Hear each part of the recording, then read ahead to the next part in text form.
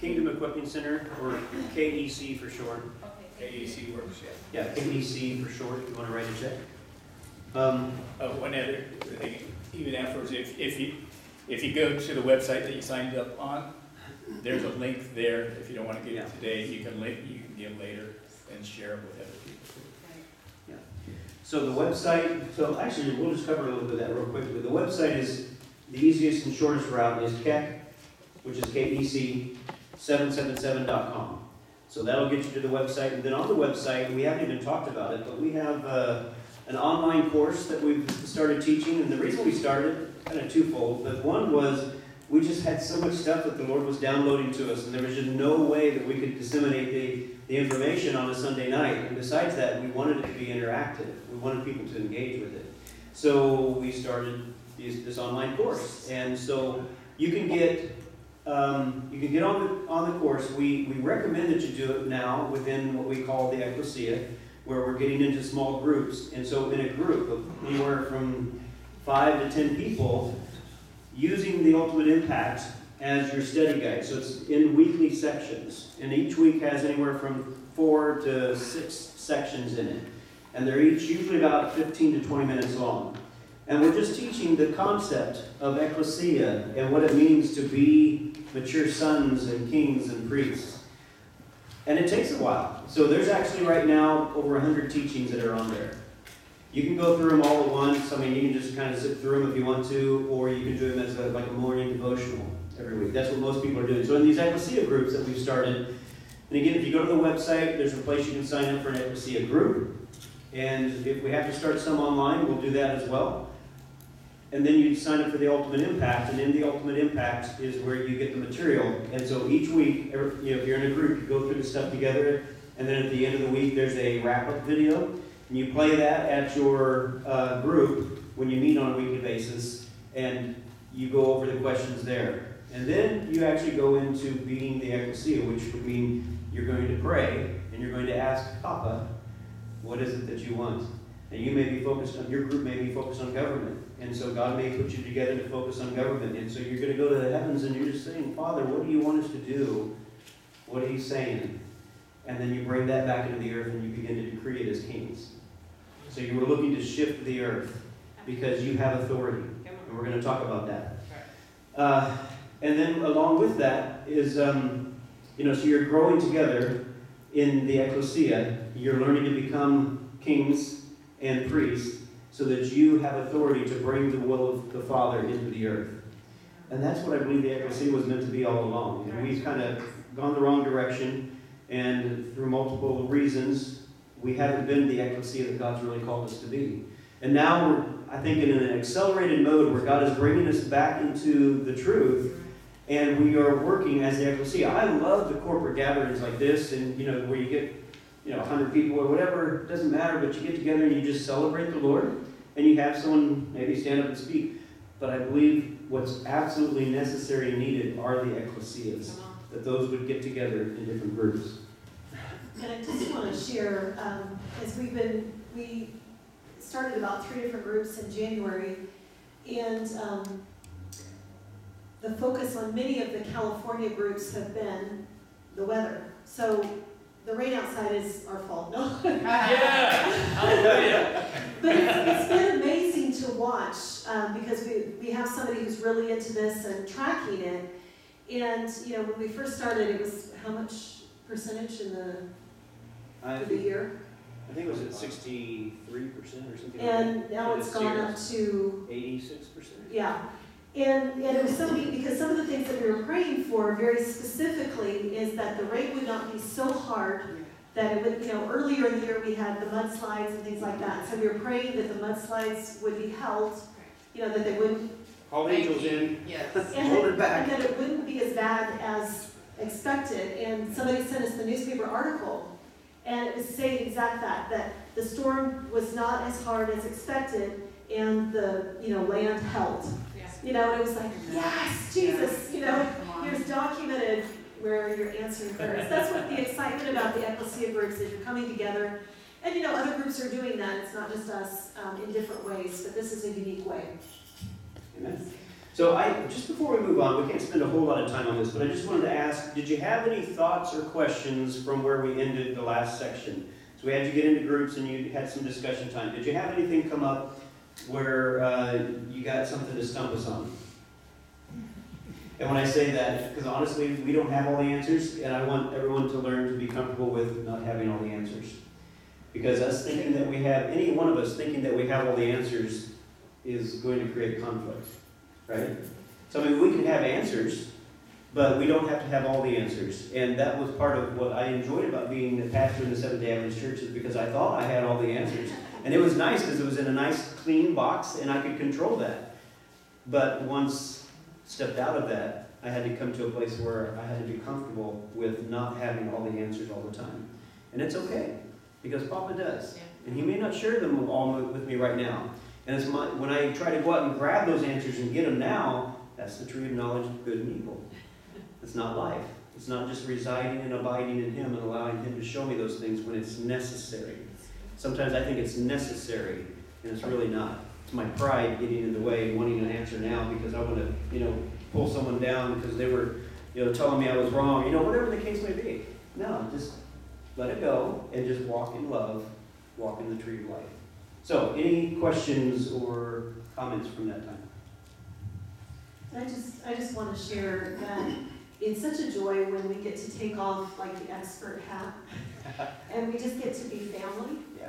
And so we've come here to share the peace that the Lord has given us, but we're also here as learners because you have something that we don't have. And so even in the question and answer time, you might, challenge us or say something that, oh, well, I hadn't thought of that, and that's beneficial to us. And we've been enjoying spending time with Chris and just learning more, what you guys are doing here, and it's awesome. And so we can learn from you, and we hope that we're a blessing to you. It's just the beautiful thing of family. Yeah. Yeah, so we got, not stuck, but, we're having a discussion with our Catholic brethren, which I come from the Catholic Church, and Mary worship. Some of the Catholic Church does recognize Mary worship. How do we communicate in love with them? So the question is about Catholics and Mary worship. Unfortunately, what we have done as a Protestant church is because we're so afraid of Mary worship that we have totally cut her off and not honored her as the mother of Jesus. And so there's a place where we come even into repentance of where we have dishonored those who have gone before. We don't worship saints. We don't do all that. There's so much in other religions that is really good, but we've there's something that might be twisted.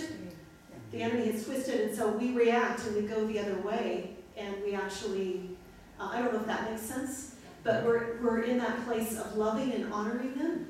And if they ask, or if we have a place of influence, there could be a place of just asking questions, of going, what basis do you, worship her? What is, and hear their heart. When we come at somebody and go, that's wrong, that's bad, we've just built a wall, and there's no access. But when we come in relationship, and we're able to go, I care about you, I want relationship with you, and I may not understand why you do what you do, but I want to hear more. When people are genuinely heard, then their hearts are open to some input that you might gently speak in. Does that make sense? Yes. That is partly an answer to what your question is, Jeff. And our 40 Days for Life, and we're coming against abortion. We Catholics and Protestants have found that we had to work together. Yes. And I just went to a pro-life Stations of the Cross. I mean, it's supposed to be totally Catholic, right? But the person who wrote it is a Catholic, but he wrote it so that Protestants and Orthodox and Catholics could all take part in it. Amen. And it's just beautiful. Amen. It is totally beautiful. And so we don't agree on all our doctrines, but among ourselves as Protestants, we also don't agree on all our doctrines. Right. So what you do, you have to concentrate on the stuff that you have in common. Catholics and Protestants have in common against abortion, and traditional marriage. And we can join with Catholics on that. I think Right. we all, except for a few, I don't know how to say it.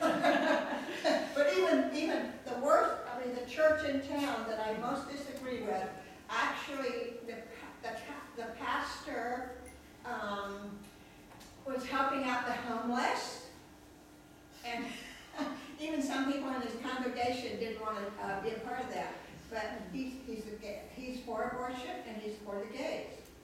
But he's still helping out the homeless. Yes. Right. So you've got to find where you can agree. Exactly. And work with that. And look for what you can learn, because don't take this wrong, but those who do receive into their churches fully and completely, that are accepting the lesbian and gay lifestyle, we could probably learn something from them in acceptance and love.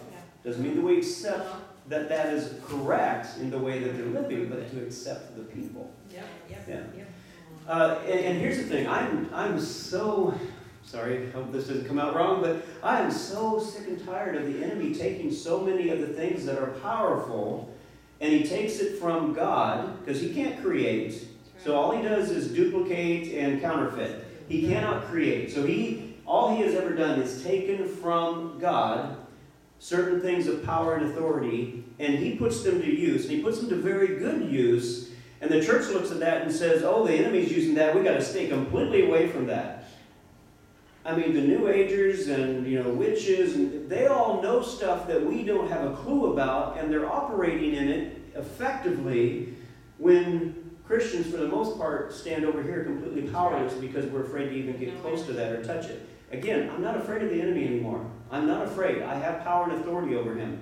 So when he's doing something and he's doing it effectively, my attitude is, I want to learn more about that. Tell me more. How are you doing that? What are you doing? Because I want to figure out, okay, so you took something from God and you're using it for the enemy's sake.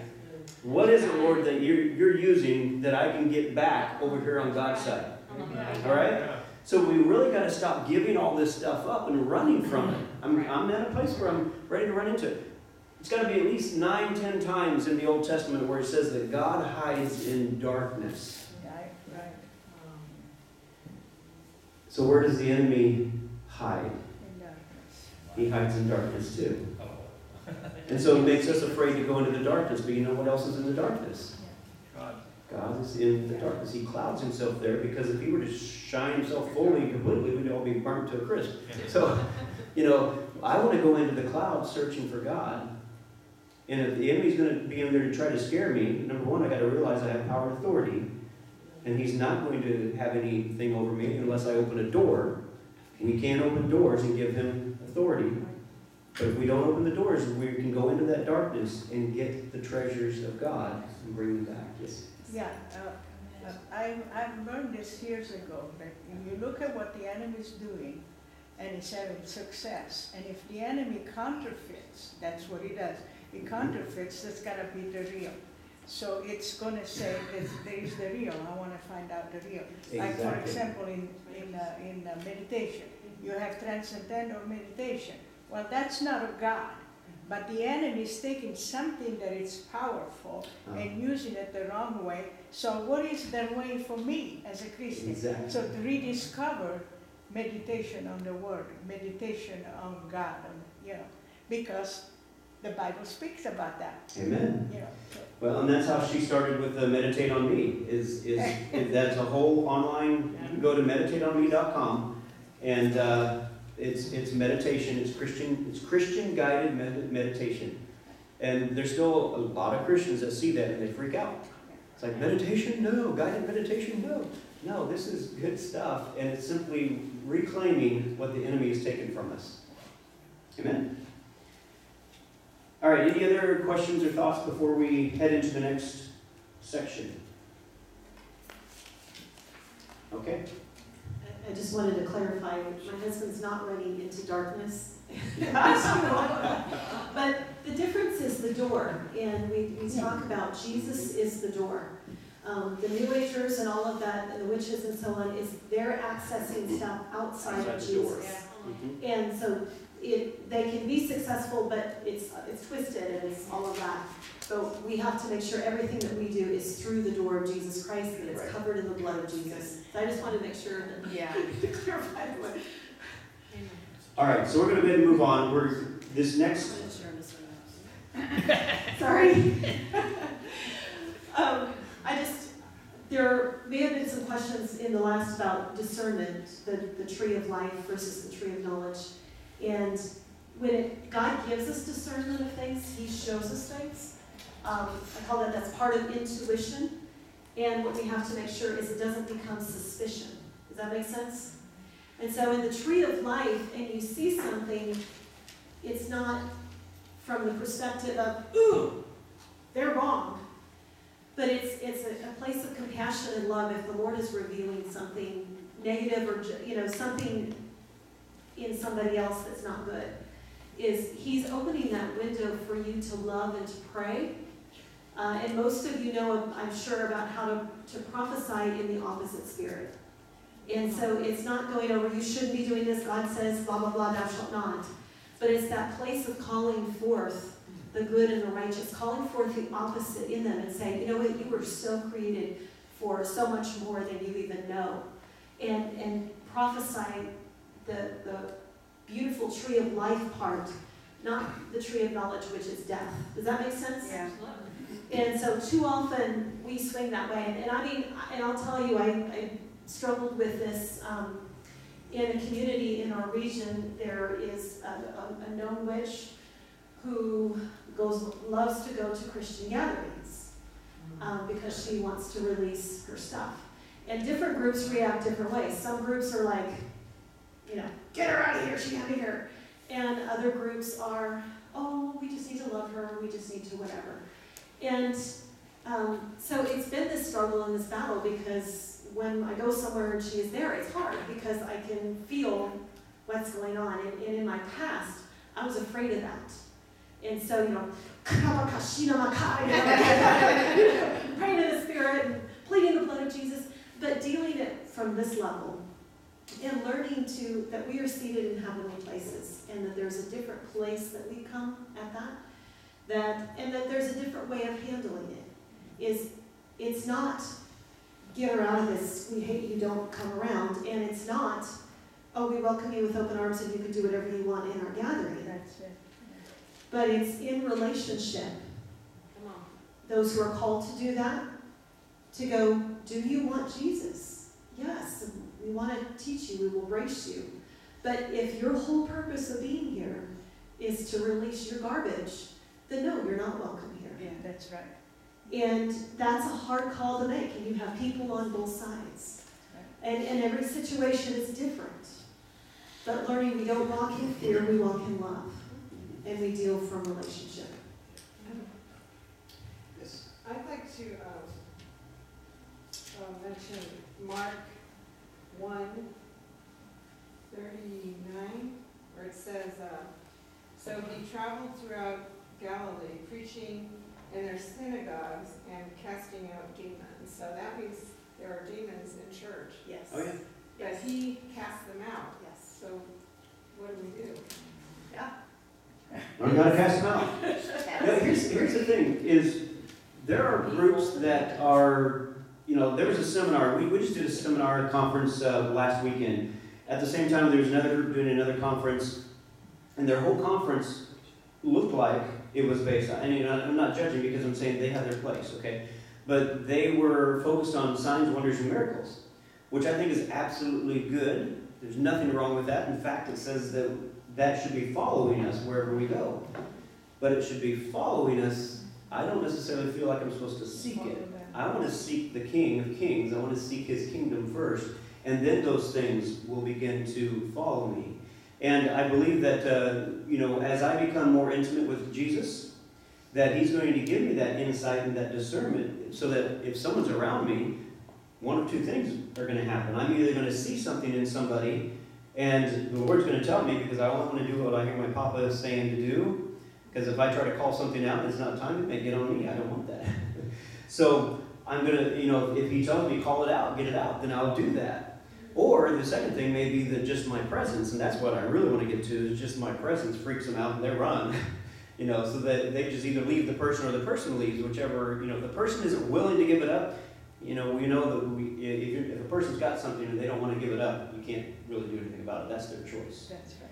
So it's going to drive them away, person and all, versus if the person's wanting to get free of it, and I want to be in that place where the presence of God is so strong in me that, my Father and I are so one that it just runs. I enter a room and then everything just runs. I want to be in that place. I'm believing that I'm getting to that place where I enter in, they're exiting out. Period. Thank you. Okay, so we're going to show another video. We love videos. These videos help us to get pictures in our heads of what's going on. So this is understanding how we're going to operate as one.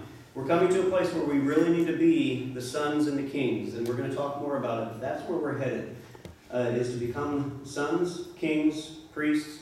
And this video is it's a little bit of an advertisement for the ultimate impact, but you'll get the message. Here we go.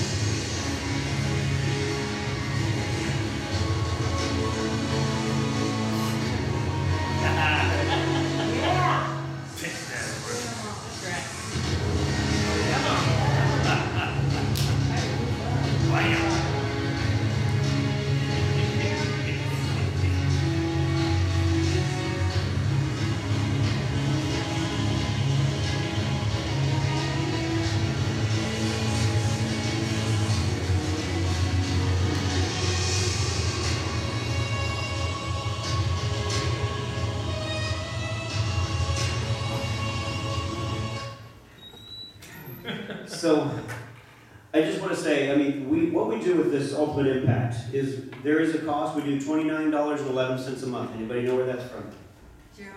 Jeremiah 29:11. He has a future and a hope for you. So, he's got a plan for each and every one of us. At the same time, everything we do, we put a cost to it in order to create value. But if you can't afford it, it's all for free. So, you just have to let us know. If you want to sow into something, sow into it. If not, we can give it to you for free. The thing we want to see is that this gets out there.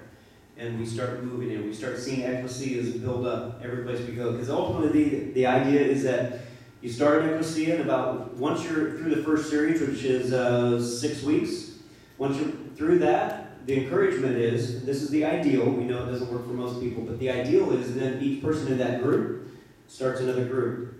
So now you're part of two groups. One group you're getting mentored in, the other group you are mentoring.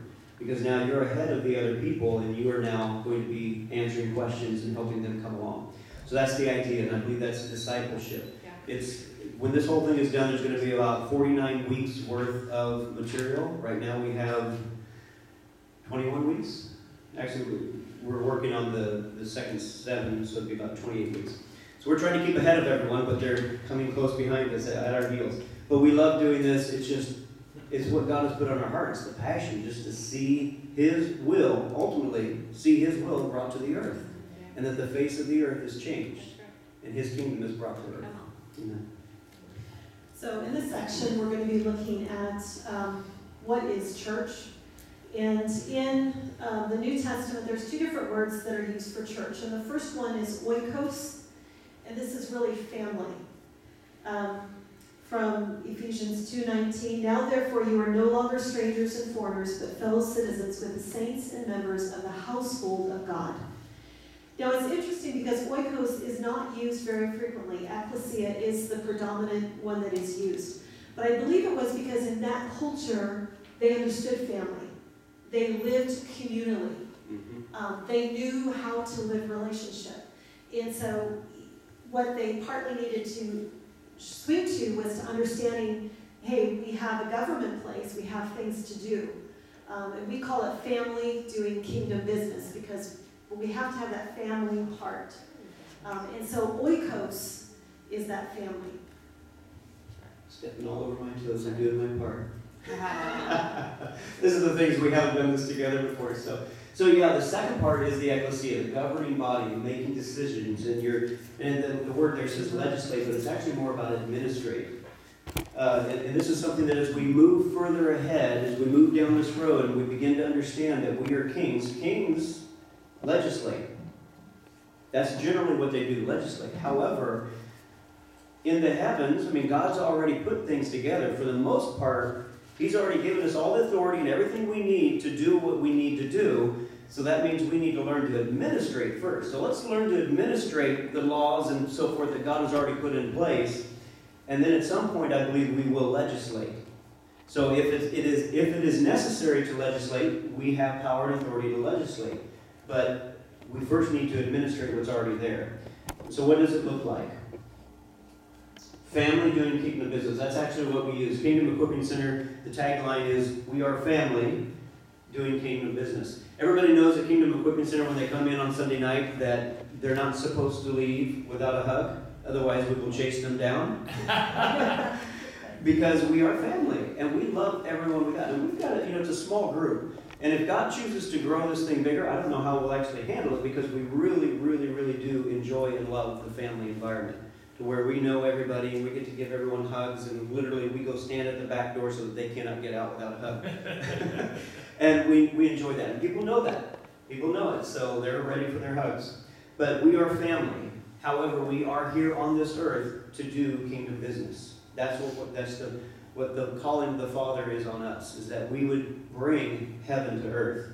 And the oikos, as she said, and Ekklesia together are the 2 components that we need in order to be the church, to be the Ekklesia. So that's what we're all called here for. I don't care who you are, we're called to be the Ekklesia, bringing the will of the Father into the earth, bringing kingdom into the earth. And it's really important that we do those together. A lot of churches may be family, but don't do business. Other places, they're doing Ekklesia, they're doing a lot of business, but there's not the relational component. And it's so important that both of those are together. Now the next thing I want to share may be new to some of you. It's about the united church in heaven and on earth. And there's a lot of scriptures that, we're seated in Christ in heavenly places, right? Set your mind on things above, not on things on the earth. We read these, but we don't always understand the implication of what that actually means. And this verse, I've read for years and years and years, but hadn't understood the implications of it. Hebrews 12:22-24 says, "But you have come to Mount Zion, to the city of the living God, the heavenly Jerusalem, to an innumerable company of angels, to the general assembly and church of the firstborn, who are registered in heaven, to God, the judge of all, to the spirits of just men made perfect, to Jesus, the mediator of the new covenant." That's a long list of a lot of different people. And so my understanding growing up was I couldn't really access the heavenlies until I died. And once I die, then I'll go to heaven.